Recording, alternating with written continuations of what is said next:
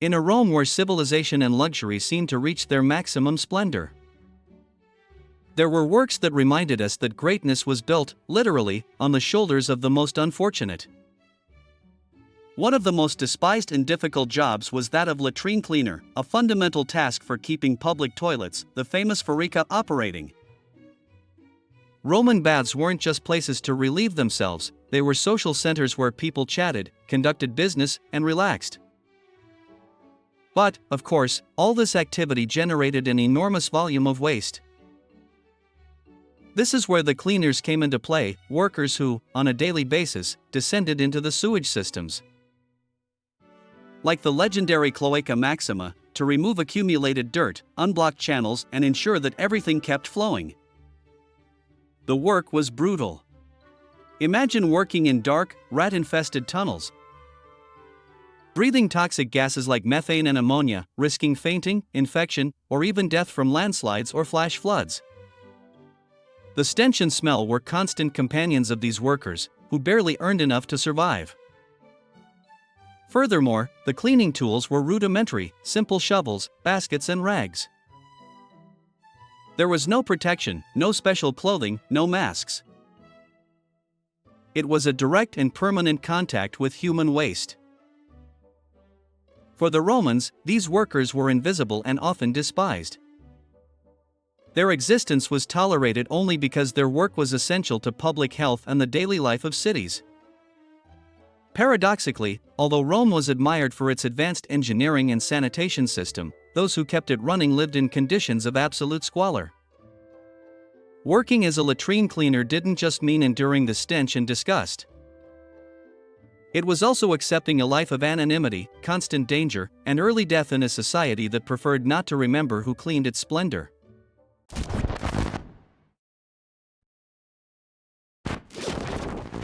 Being a gladiator in Rome might sound like a life of excitement and fame, but in reality, most gladiators lived in horrible conditions and died young.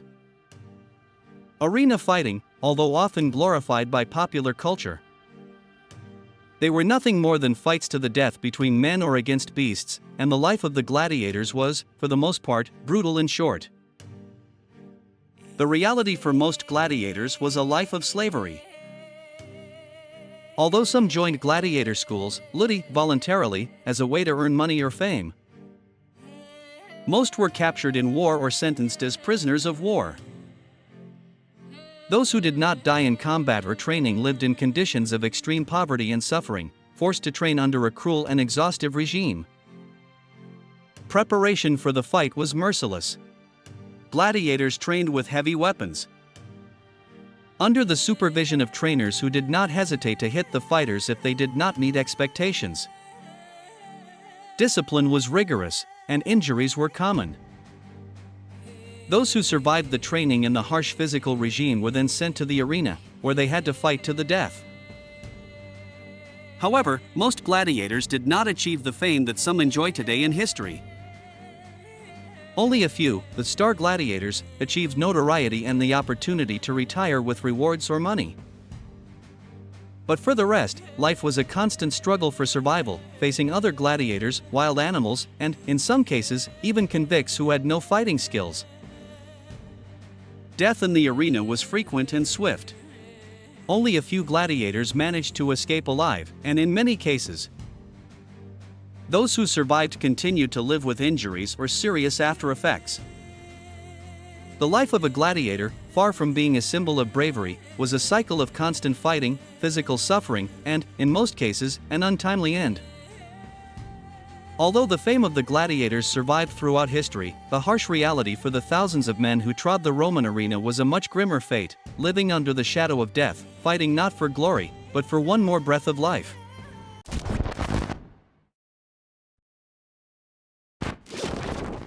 One of the most repulsive and high-risk jobs in ancient Rome was that of purple extractor. Tyrian purple, a highly valued red-violet dye throughout the Roman Empire, was obtained from the secretions of certain sea snails, known as murex. For the Romans, this dye not only represented luxury, but was a symbol of power and wealth, used primarily to dye the clothing of the elite, including the emperor. The process of extracting purple was incredibly laborious and dirty. making it one of the most unpleasant and smelly jobs in the empire. The extractors spent hours and hours in unsanitary conditions, surrounded by thousands of murex snails, whose secretion was extracted through an incision in their shells. The liquid, a juicy and viscous substance, was then collected and processed, releasing an unbearable odor that permeated the workers' clothing and skin. Snails were collected in large quantities and then dissected to extract their valuable secretion. To produce a small amount of dye, thousands of these animals were needed, making the process a grueling and cruel task for both the workers and the murex themselves. In addition to the unpleasant physical labor, the purple extractors faced serious health risks. The environment in which they worked was full of bacteria and parasites, and the constant handling of the snails and their secretions could cause serious infections. In many cases, the extractors suffered from skin diseases, respiratory problems, and other ailments due to continued exposure to the substance. To add to the horror of the process, the working conditions were extremely dangerous. Extractors often had to work with their bare hands, and the dye distillation process involved the use of extremely corrosive substances. The high demand for purple kept workers under constant pressure, leading to frequent accidents. Many of the extractors died young due to infections or poisoning caused by the chemicals. Although this work could be highly paid, due to the need for purple in the clothing of the Roman aristocracy, the price paid was a life of physical suffering and the constant risk of illness and premature death.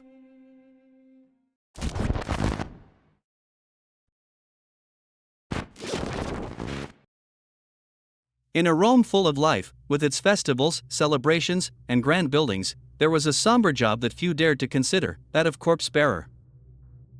This profession was not only feared for its association with death, but it also involved one of the most unpleasant and dangerous tasks in the city. The body bearers were responsible for removing the bodies of those who died from natural causes, executions, accidents, or during the terrible fights in the Colosseum. In addition, they also took care of the bodies of slaves and prisoners who perished in the mines or on the galleys. There were no organized funeral services as we know them today, and the work of the bearers was vital to prevent the overflow of corpses in the streets, which could have caused epidemics or a public health crisis. The work began when a lifeless body was found. The bearers had to carry him out of the house or the street, transport him through the crowded and chaotic avenues of Rome, often under the scorching sun or in the midst of torrential rains. Although Rome was full of paved roads, sanitary conditions left much to be desired. The bodies decomposed rapidly, and the bearers, with little protection, were forced to handle the corpses in an advanced state of decomposition. In addition to the physical difficulties and risks related to odors and contact with disease victims, carriers faced a grave danger, the possibility of contracting diseases that caused the death of many people, such as the plague or cholera. Many corpse bearers succumbed to these same diseases due to constant exposure to the remains.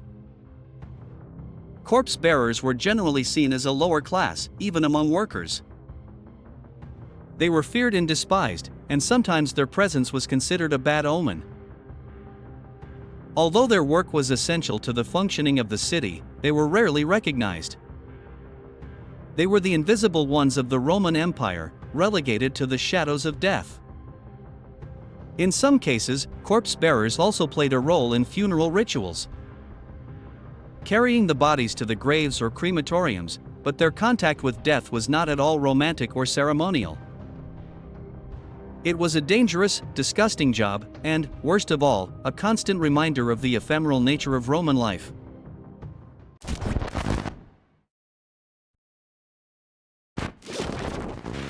If you thought the lives of gladiators or corpse bearers were brutal, what Roman miners faced could be even worse. With the Roman Empire spread across the Mediterranean, the demand for precious metals, stones, and minerals was constant. Rome needed iron, lead, copper, and gold, and the only way to obtain these materials was through mining. However, the conditions in which the miners worked were extreme and extremely dangerous. Most of the miners were slaves, prisoners of war, or men condemned to work in the mines as punishment. These men spent years, in some cases, their entire lives, in hellish conditions, working in dark, narrow tunnels. Often without sufficient natural light and with air laden with toxic dust. Constant exposure to these substances not only caused serious respiratory illnesses, but could also lead to death at an early age. Working in the mines was physically exhausting.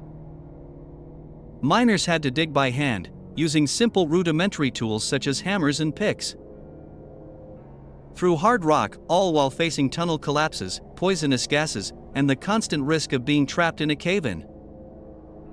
Most miners never saw the light of day, as they worked endless shifts deep within the earth. The heat, humidity, and lack of oxygen only made the work more unbearable. Although the Roman Empire had reached impressive levels in terms of engineering, underground mining was not yet advanced enough to guarantee the safety of workers. Miners were in constant danger of being caught in a fatal accident, and many died young due to respiratory illnesses or the inherent dangers of working in the mines. In addition to the physical problems, the miners lived in deplorable conditions. Food was scarce, work was relentless, and the few hours of rest they had were spent in dirty, damp cells. The punishments for disobeying orders or attempting to escape were terrible, and slaves condemned to the mines were seen as the most unfortunate in the Roman social hierarchy. The life of a miner in Rome was one of despair and early death, where the only reward was constant misery and the inevitable end in the depths of the earth. Although their efforts were essential to the functioning of the empire, the miners were the invisible ones. The sacrificed, whose only mark on history was that of being forgotten by a system that exploited them without mercy.